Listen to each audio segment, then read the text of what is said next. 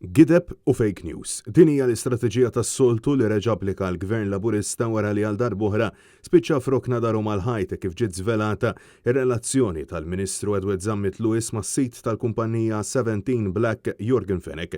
Dan wara li l-Ministru fil-Kabinett ta' Roberta Bela kien jibgħat messaġġi lil Fenech anke wara konferenza stampa li għamel l-istess Zammit Lewis biex jattakka lill-ex kap tal-Partit Nazzjonalista Simon Busuttil dwar 17 Black. Apart il-fatt li kienu wkoll iddeskriva lil votant Laburist bħala ġaħan. Għalaqstant biex jippruvaw inessu dan kollu l-imħuħ wara l-istrateġija tal-Labor iddeċidew li joħorġu stqarrija minn għalihom jattakkaw lil kap tal-Partit Nazzjonalista Bernard Grech rigward Jorgen Fenech. Stqarrija fatwalment fażulla, qarrieqa u giddieba. Dan kif Bernard Grech meta kien mistoqsi dwar l-allegat kompliċi fl-assassinju tal-ġurnalista Daphne Caruana Galizia dejjem insista li jekk ma jkunx hemm mod ieħor u jekk l-informazzjoni li jkun lest jagħti Jorgen Fenech twassal għal arresti oħra, lest jikkunsidra l-proklama.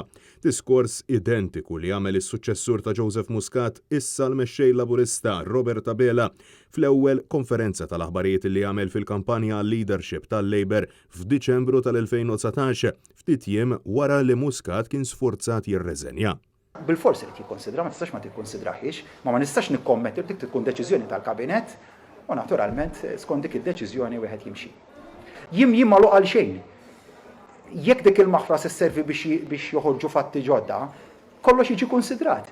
Għalaqstant huwa tassew konfliġġenti kull diskors fejn il-Partit Laburista qed jipponta subajh lejn xi ħadd u jgħid li mhuwiex kredibbli, meta f'dan il-każ qed jipponta lejn diskors il-mexxej tiegħu stess.